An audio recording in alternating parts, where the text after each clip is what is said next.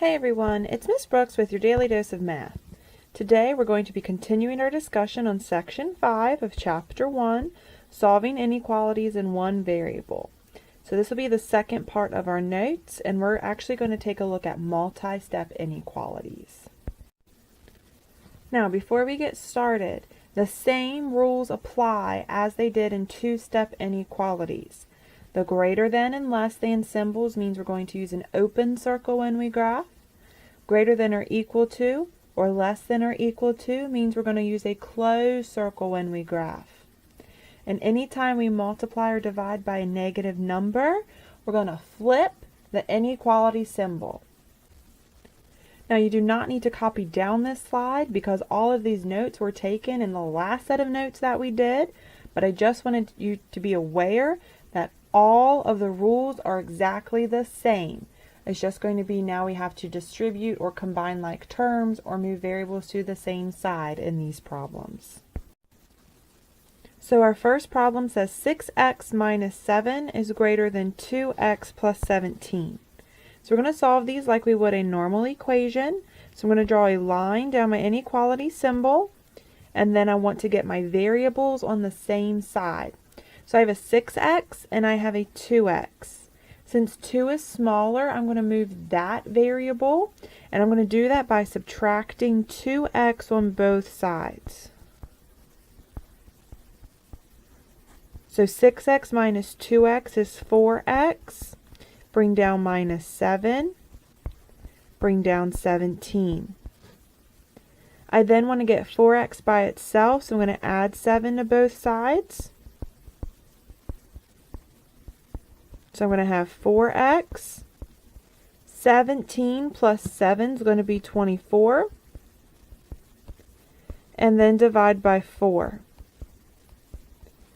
So I'm going to have x, 24 divided by 4 is 6, and since I divided by a positive 4, I'm going to keep this as greater than. So x is greater than 6. Once you get your solution, we're graphing them just like we did when we did two-step inequalities. So since it's x is greater than 6, I'm going to put an open circle at 6. And then I need to shade towards numbers that are bigger than 6. So we're shading it towards the right. And that would be our solution. X is greater than 6, and then also make sure you draw the graph for it. Our next problem says 9x plus 6 is less than or equal to 6x plus 21. You are free to pause the video and attempt it yourself. Otherwise, keep watching and taking notes. So, first thing we're going to do is draw a line down the inequality symbol. I want to get my variables on the same side. So I have 9x and 6x. I'm going to subtract 6x from both sides because that's the smaller of the two. 9x minus 6x would be 3x. Drop down plus 6. Drop down 21. And then subtract 6 on both sides. So I'm going to have 3x. 21 minus 6 would be 15. And then divide by 3 on both sides. So I have x, 15 divided by 3 is 5, and since at no point did we multiply or divide by a negative, we're going to keep this less than or equal. So x is less than or equal to 5 is our inequality statement. Now we need to graph it.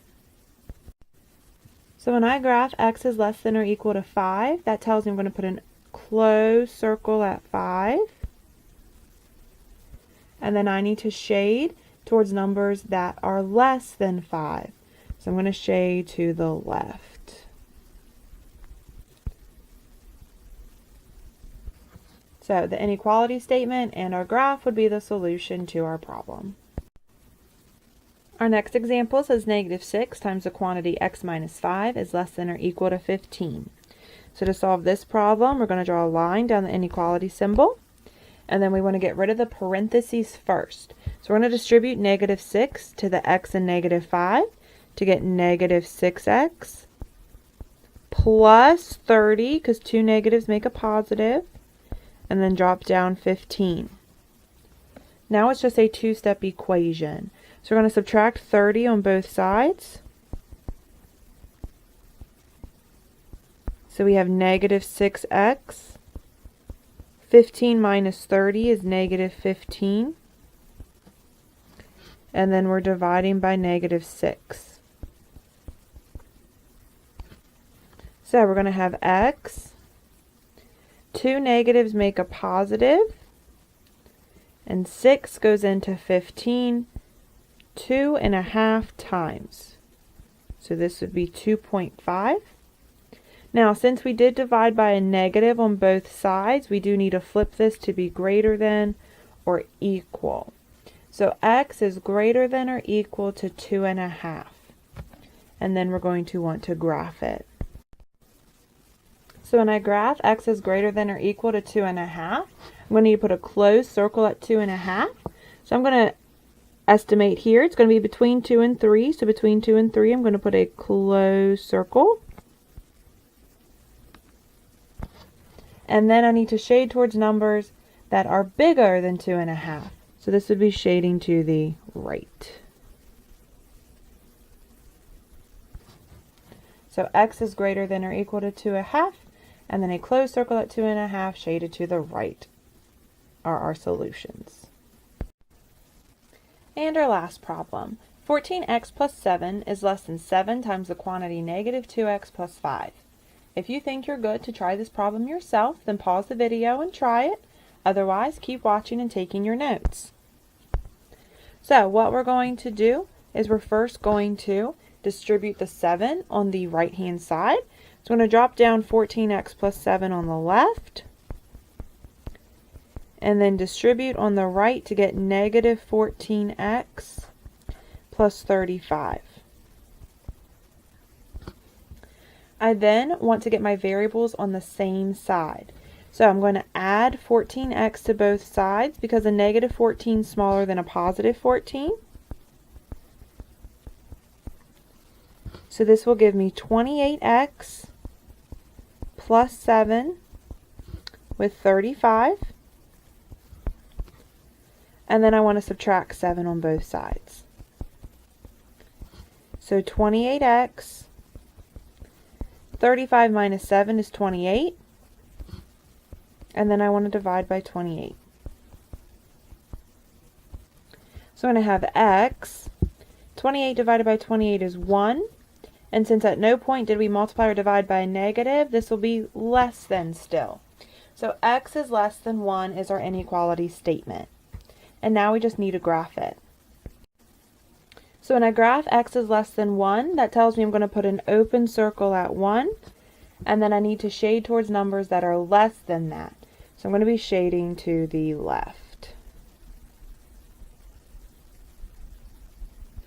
So x is less than 1, and then our graph with an open circle to the left are the solutions to this problem.